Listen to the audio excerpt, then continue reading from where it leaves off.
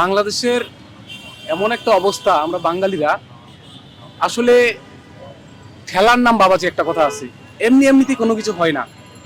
তারপরেও সরকারের জায়গা থেকে যথেষ্ট চেষ্টা করছে, এই জন্য ডক্টর মোহাম্মদ ইউনূসকে আমরা ধন্যবাদ জানাইতে চাই।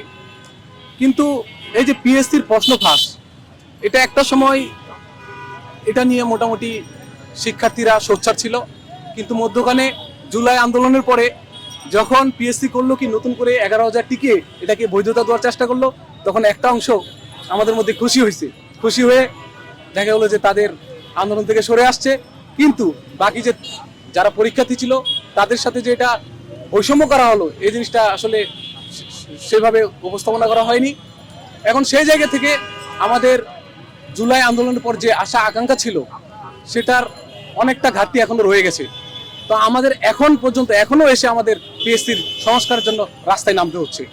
তো পিএসসির মধ্যে এখনো আমি মনে করি শুভঙ্করের ফাঁকি রয়ে গেছে, এবং যে সিন্ডিকেটগুলো আওয়ামী ফেসিস্ট আমলে ছিল সেগুলো আবার মাথা উঁচু করে দাঁড়ানোর চেষ্টা করছে।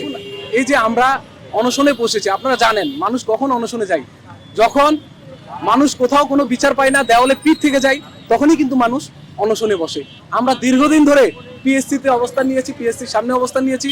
আমরা প্রায় কোনোদিন 500, কোনোদিন 1000 স্টুডেন্ট গিয়ে পিএসসির সামনে গিয়েছি।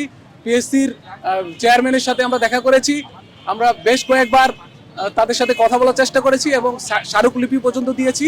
এমনকি আমরা যমুনায় গিয়েছি, যমুনায় আমরা প্রধান উপদেষ্টা বরাবর স্মারকলিপি দিয়েছি। কিন্তু কি এমন অজানা কারণে তারা আমাদের এই দাওয়াগুলো মেনে নিতে এখনো সোচ্চার হয়নি। তবে আশা করব তারা উচ্চ মহলে এগুলো নিয়ে আলোচনা হচ্ছে, আমরা সরাসরি ডক্টর মোহাম্মদ ইউনূসের হস্তক্ষেপ চাই। এ ব্যাপারে আমরা পড়ার টেবিলে ফিরে যেতে চাই। প্রশ্ন ফাঁস হয়েছে, এই প্রশ্ন ফাঁসের বিসিএস, এই যে প্রহসনের বিসিএস, এটা থেকে আমরা মুক্তি চাই মূলত। এবং সামনে যে প্রশ্ন ফাঁস হবে না সেটা নিশ্চয়তা পিএসসিকে দিতে হবে। অথচ পিএসসি গতকালের একটা ব্রিফিংয়ে ওনারা বলেছেন যে ওনারা এমন একটা প্রেস খুঁজছেন, প্রশ্ন ফাঁসের প্রেস প্রিন্টিং খুঁজছেন, যেখানে প্রশ্ন ফাঁসের সম্ভাবনা খুবই কম। আমরা পিএসসির জায়গা থেকে, দায়িত্বশীল জায়গা থেকে এই ধরনের বক্তব্য আশা করি না।